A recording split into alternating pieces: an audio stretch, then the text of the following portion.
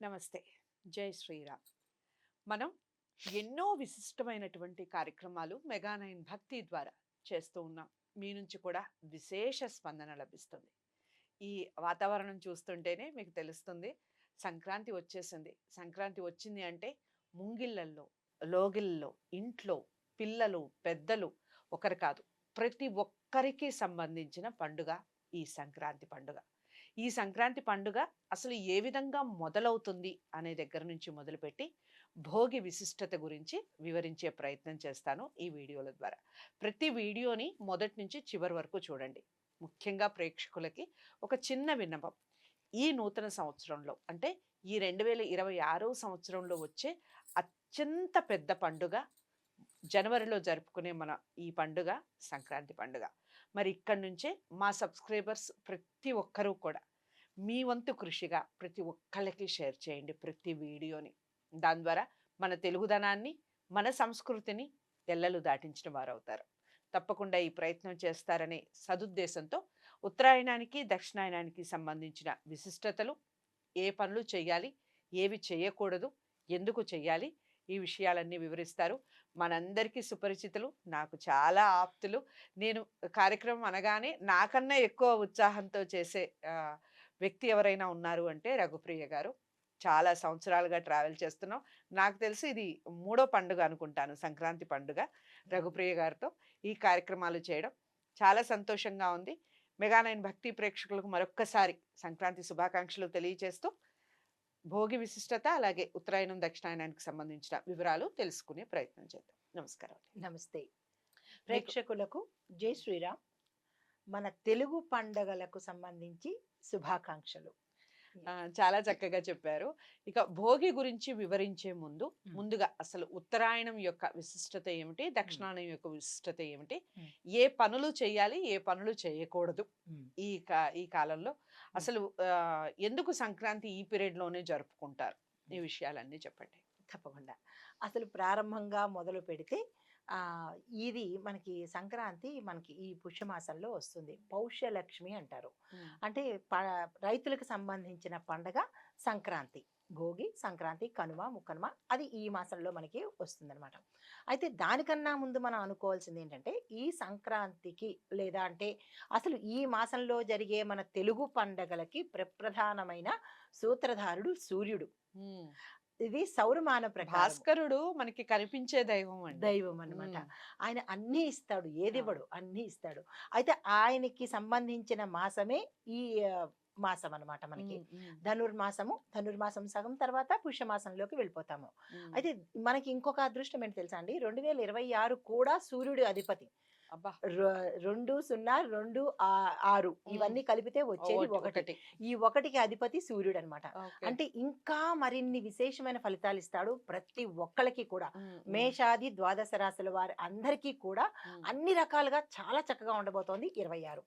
అయితే మనకి ఈ సూర్యుడు అయనాలు అని అనుకున్నాం కదా. అయనము అంటే ఏంటంటే పయనము, నడిచే మార్గము. అయితే ఈ సూర్యుడు ఉత్తరం నుంచి దక్షిణానికి, దక్షిణం నుంచి ఉత్తరానికి ప్రయాణం చేస్తూ ఉంటాడు, కాలపురుషుడు కాబట్టి.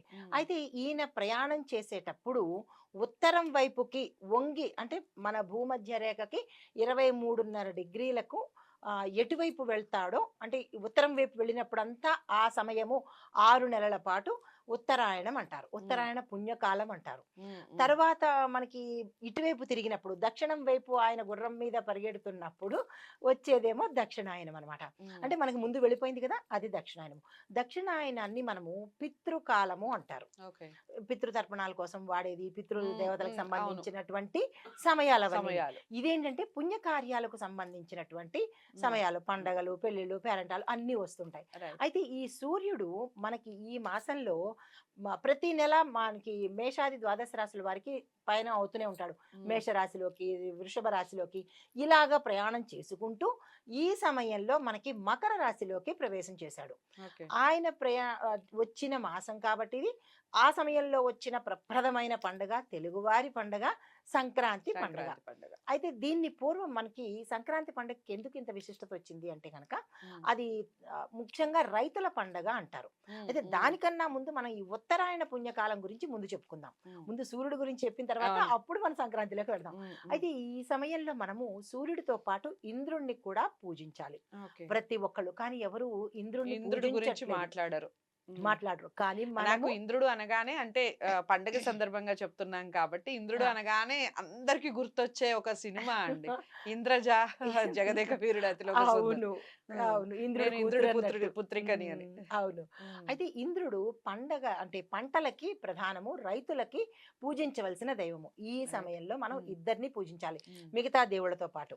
అయితే భూమి సూర్యుని చుట్టూ తిరుగుతూ తిరుగుతూ అంటే భూమి తిరగడం అంటే మన సూర్యుడి చుట్టూ తిరిగినప్పుడు మనకు వచ్చే భాగాలు 2 భాగాలు. ఇదొక 6 నెలలు, అదొక 6 నెలలు. ఉమ్, ఉమ్, అయితే మరి సా భారతీయ శాస్త్ర ప్రకారంగా చూసినట్టయితే ఉత్తరాయణ సమయాన్ని ఎందుకు పుణ్యకాలంగా అన్నారు అంటే కనుక ఉమ్, ఈ సమయం దేవతలకి పగటి పూట. ఉమ్, దేవతలు మెలుకొని ఉన్నారు అంటే అన్ని మనం చేసిన పూజలన్నీ తీసుకుంటారు వాళ్ళు. ఉమ్, ఉమ్, కాబట్టి ఈ సమయాన్ని పుణ్యకాలం అంటారు.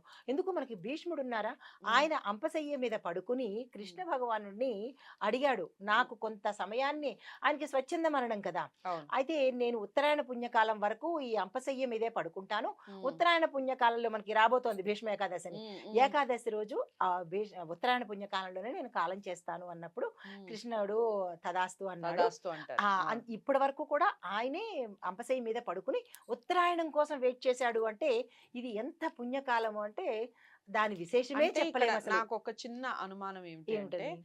ఉత్తరాయణంలో మరణించిన వారికి నిజంగా పుణ్యగతులు ప్రాప్తిస్తాయా? వస్తాయి. ఉమ్, ఉత్తరాయణంలో డైరెక్ట్ గా మనము మోక్ష మార్గానికి వెళ్ళొచ్చు. ఉమ్, అంటే దానికి కూడా ఏమని అడుగుతారు అంటే సందేహం రావచ్చు. ఉమ్, డైరెక్ట్ గా మోక్ష మార్గానికి వెళ్ళిపోవడం అంటే ఇప్పుడు మనం ఒక చోట నుంచి ఒకటికి వెళ్ళాలంటే బస్ టికెట్టో రైలు టికెట్టో కొనుక్కుంటేనే కదా మన డెస్టినీ చేరతాము. అవును, అవును. ఆ టికెట్ కొనుక్కోవడం అనేది మనం ఈ ఉత్తరాయణ పుణ్యకాలంలో చేసే దానాలు, ధర్మాలు, పూజలు ఉమ్, ఇవన్నీ చేసినట్టయితే కనుక మనసా వాచా కర్మణ త్రికరణ శుద్ధిగా చేస్తే కనుక ఈ గతంలో చేసిన ప్రారంధ కర్మలు కానీ ఉమ్, ఆగామి రాబోయే సంచిత కర్మలు కానీ ఇలాంటి కర్మల నుంచి డైరెక్ట్ గా మనం మోక్షానికి వెళ్ళే అవకాశం ఈ ఉత్తరాయణ పుణ్యకాలంలో ఉంటుందన్నమాట. ఉమ్, అదే ఎంతో మంచి చేసుకున్నాడమ్మా, పుణ్యం చేసుకున్నాడు, ఉత్తరాయణంలో కాలం చేశారు అంటారు. ఉమ్, చాలా అది విశిష్టమైన అది కాలం అంటారు దాన్ని. రైట్. అయితే దక్షిణం నుంచి ఉత్తరం వైపు వెళ్ళినప్పుడు పగటి పూట ఎక్కువగా ఉంటుంది మనకి, అవును. రాత్రి కాలము తగ్గిపోతూ తగ్గుతుంది. ఉంటుంది. సో ఇప్పుడు మనకి పగటి కాలం ఎక్కువ ఎక్కువగా ఉంటుంది, ఉంటుంది. అంటే చీకటి తక్కువ అవుతుంది. అవును, రాత్రి అంటే సమయం రాత్రి తక్కువ, సమయం అంటే వేసవి కాలం ఇంచుమించుగా వస్తుంది అని ఇంచుమించుగా వస్తుంది కాబట్టి వస్తుంది. ఇది ఉత్సాహానికి ఉత్తేజానికి ఉమ్, ప్రతీక ఉమ్, ఈ ఉమ్, ఉత్తరాయణ పుణ్యకాలము. అయితే మనకి రాత్రులు చిన్నవవుతాయి. ఆధ్యాత్మిక పరంగా మనం చెప్పినట్టయితే దీన్ని దేవయానము అంటారు. ఉమ్, ఉమ్, యానము అంటే ప్రయాణము, ప్రయాణం. దేవయానము అంటారు ఈ సమయాన్ని. అయితే ఈ కాలంలో కనుక దేహత్యాగం చేస్తే డైరెక్ట్ మనం ఇందాక అనుకున్నట్టు మోక్ష ప్రాప్తి. ఉమ్, అయితే ఉమ్, మరి ఈ దక్షిణాయనం మరి ఎప్పుడు ఉమ్, ఆ ఉమ్, సమయంలో చేయవలసినవి ఏమిటి అంటే కనుక ఉమ్, ఈ తదుపరి ఈ 6 నెలలు అయిపోగానే ఉమ్, మనకి దక్షిణాయనం మొదలవుతుంది. ఉమ్, సరే, దక్షిణాయనం సంగతి పక్కన పెడితే ఇప్పుడు మనకి సంక్రాంతి ఎప్పుడు అంటే ఈ దక్షిణాయనం ఎన్నాళ్ళ వరకు ఉంటుందంటే జనవరి 14, 15 నుంచి మొదలు ఉమ్, సౌరమాన కాలం ప్రకారము. ఓకే. అక్కడి నుంచి మనకి జూలై 16, 17 వరకు అంటే ఉమ్, 6 నెలల పాటు ఈ ఉత్తరాయణం నడుస్తుంటుంది. అయితే మరి కర్కాటక సంక్రాంతి అంటే మకర సంక్రాంతి మొదలయ్యి కర్కాటక సంక్రాంతి వరకు ఈ ఉత్తరాయణం ఉంటుందన్నమాట. ఉమ్, అయితే మరి ఈ ఉత్తరాయణంలో మనం ఏమిటి చెయ్యాలి అంటే కనుక పితృయానము అంటారు. పితృయానం అంటే పితృదేవతల ప్రయాణం అంటే చనిపోతారు కదా, ఓకే, కాలం ఓకే. చేసిన వాళ్ళు వాళ్ళు ఆ టైంలో ప్రయాణిస్తారు అని ప్రయాణం అర్థం. చేస్తారు. ఓకే. దీన్ని ఉమ్, ఉమ్, పితృయానము అంటారు, దేవయానము. ఉమ్, అయితే ఈ విభజన ఎలా వచ్చింది అంటే కనుక జనవరి నుంచి జూలై వరకు అంటే మకర రాశి నుంచి కర్కాటక రాశి వరకు ఉత్తరాయణం గాను, ఉమ్, దక్షిణాయనము జూలై నుంచి మళ్ళా జనవరి వరకు దక్షిణాయనంగా చెప్తారన్నమాట. ఉమ్, ఉమ్, కర్కాటక నుంచి మకరం, మకరం నుంచి కర్కాటకము 6 నెలలు ఓకే. ఇది. అయితే మరి ఈ అయినాల్లోని మనము ఏమి చెయ్యాలి, శుభకార్యాలు చేసుకోవచ్చా, నిరభ్యంతరంగా శుభకార్యాలు చేసుకోవచ్చు, పెళ్లిళ్ళు చేసుకోవచ్చు. ఉత్తరాయణంలో ఉత్తరాయణంలో చేస్తారు ఓకే. కదా అంటే ఈ మనకి. టైంలోనే కదా లగ్గాలు ఉంటాయి లగ్నాలు యాక్చువల్‌గా. ఉంటాయి కదా. లాస్ట్ ఇయర్ ఆ, మనం కొంచెం పెళ్లిలో అవును పెళ్లి శుభకార్యాలు చేసుకున్నాం. రైట్. రైట్. అవును. అయితే దక్షిణాయనంలో కూడా చేసుకోవచ్చు. కాకపోతే అంటే కాలం అనుకూలించి ఉండదు. ఎక్కువ శాతము మన ఎందుకు పెళ్ళిళ్ళు చేసుకోకూడదు అంటారంటే గనక, మనకి గురు బలము, శుక్ర బలము ఎక్కువగా ఉంటేనే పెళ్ళిళ్ళు సక్సెస్ అవుతాయి. ఆ బలము, గురువు శుక్రుల బలము మనకి ఈ సమయంలో ఉంటుంది కాబట్టి ఉత్తరాయణంలో ఎక్కువ శాతం పెళ్ళిళ్ళు చేస్తారు, శుభకార్యాలు చేస్తారు, ఒడుగులు చేస్తారు. ఇవన్నీ జరిగే సమయం ఇది. అందులోనూ పగటి కాలం ఎక్కువ ఉంటుంది కాబట్టి, అందులోనూ దేవతలు పగటి పూట కాబట్టి వాళ్ళకి కూడా పగల సమయం కాబట్టి ఏది చేసినా మనకి పదింతల ఫలితం వచ్చేటట్టుగా ఈ సమయం ఉంటుందన్నమాట. తర్వాత ఆ కాలతత్వం ప్రకారము అంటే టైం కాన్స్టిట్యూషన్ ప్రకారం చూసినట్టయితే, కాలము అనేది ఒక చైతన్య శక్తి ఎప్పుడూ తిరుగుతూనే ఉంటుంది నిరంతరంగా. ఇది ఏంటంటే చైతన్యాన్ని అంటే మనిషిలో ఉత్సాహాన్ని ఇచ్చే సమయము ఉత్తరాయణ పుణ్యకాలము. తర్వాత సూర్యుడి యొక్క శక్తి భూమి మీద, మనుషుల మీద ఎక్కువగా ఉంటుంది ఈ పీరియడ్ లో. అందులోనూ మరీ ముఖ్యంగా ఈ జనవరి, ఫిబ్రవరి మాసాల్లో సూర్యకిరణాలు ఆయుర్వేద పరంగా మనకి పవర్ఫుల్ గా ఉంటాయి. డి విటమిన్ అంటుంటాం కదా, అది ఎక్కువగా అందుతుంది కాబట్టి ఈ సమయంలోనే మీరు గమనించారో లేదో, మన గాలిపటాలు ఎగరేస్తుంటారు, నదీ స్నానాలు చేస్తూ ఉంటారు, గుళ్ళు గోపురాలు తిరుగుతూ ఉంటారు, అసలు ఒక రకమైన ఉత్సాహం అండి. అసలు ముగ్గులు పెడుతూ ఉంటారు. అంటే ఎక్కువ సమయము మనము సూర్యుడితో అనుసంధానమై ఉంటాం అన్నమాట. తర్వాత దీనిలోని మనసు, బుద్ధి, ఆత్మ ఈ ఉత్తరాయణ పుణ్యకాలంలో యాక్టివ్ గా ఉంటాయి. మంచి మంచి ఆలోచనలు, మంచి చేయాలన్న తలంపులు, దానాలు, పూజలు, ధర్మాలు ఇవన్నీ ఉత్తరాయణ పుణ్యకాలంలో ఎక్కువగా చేస్తుంటారనమాట. తరువాత సూర్యుడికి ఎక్కువగా మనము ఎవరైనా సూర్యుడికి సంబంధించిన జాతక చక్రంలో ఇబ్బందులు ఉన్నా, సూర్యుడు కొంచెం నీచ స్థితిలో ఉన్నా, వాళ్ళ జాతకం ప్రకారము ఉంటే కనుక ఈ సమయంలో ఈ జనవరి, ఫిబ్రవరి మాసాల్లో ప్రతిరోజు సూర్యోదయ సమయంలో కనుక 12 నామాలు, స్వామివారివి 12 నామాలు ఉంటాయి. ఆ 12 నామాలు, 12 ఆసనాలు అంటే మనం వేస్తాం కదా సూర్య నమస్కారాలు, ఆసనాలు అవి చేస్తారు. 12 మాత్రమే చేయాలి, ఇంకా అంత అక్కర్లేదు. 12 మినిమం 12 చేసుకుని 12 నామాలు కనుక చేసుకున్నట్టయితే ఆ సూర్య శక్తి ఎక్కువగా ఉంటుంది. తర్వాత ఈ మాసంలో మనం చదువుకోవాల్సిన ప్రముఖమైన మంత్రం ఏంటంటే కనుక ఓం ఆదిత్యాయ నమః, దాంతోపాటు ఓం ఇంద్రాయ నమః. వీళ్ళిద్దరిని కూడా మనము ఈ మాసం అంతా పూజ చేస్తూ ఉండాలి. తర్వాత ధనుర్మాసంలో మనకి ఎలాగో తెలిసిందే కదా, గోదాదేవి అమ్మవారిని, లక్ష్మీ రంగనాథ స్వామి వారిని పూజ చేస్తుంటాము. వాళ్ళతో పాటు ఇది కూడా చేస్తారు. అయితే మరి ఈ మాసంలో ఏ సమయంలో లేవాలి అంటే కనుక ప్రతి ఒక్కళ్ళు సూర్యోదయ సమయానికి ముందే నిద్రలేచి కాలకృత్యాలను తీర్చుకుని భగవన్నామ స్మరణలో, అందున మరీ ముఖ్యంగా విష్ణునామ సంకీర్తన ఎక్కువ చేసుకున్నట్టయితే కనుక మంచి ఫలితాలు ఇచ్చే అవకాశం ఉంది ఉత్తరాయణ పుణ్యకాలంలో. రైట్.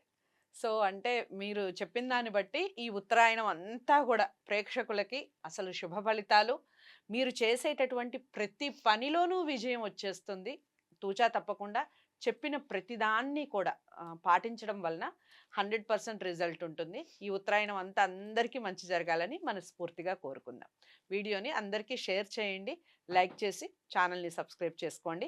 నేను ముందుగా చెప్పినట్టుగా ఈ కాలం అంతా కూడా మంచి జరగాలి అన్న సదుద్దేశంతో మీరు ప్రయత్నిస్తారని, ముఖ్యంగా మా సబ్స్క్రైబర్స్ అందరూ కూడా అందరికీ షేర్ చేసే ప్రయత్నం చేయండి. దానివల్ల ఇలాంటి మంచి విషయాలు, ముఖ్యంగా మన తెలుగు దళానికి సంబంధించినటువంటి మంచి విషయాలు ప్రపంచవ్యాప్తంగా అందరికీ తెలియాలి అని ఒక మంచి కార్యక్రమం చేస్తున్నాం. మీ అందరి సహకారం ఉంటుందని మనస్ఫూర్తిగా కోరుకుంటున్నాను. మరో మంచి టాపిక్తో, భోగికి సంబంధించిన విశేషాలతో మరో వీడియోలో కలుద్దాం. నమస్తే.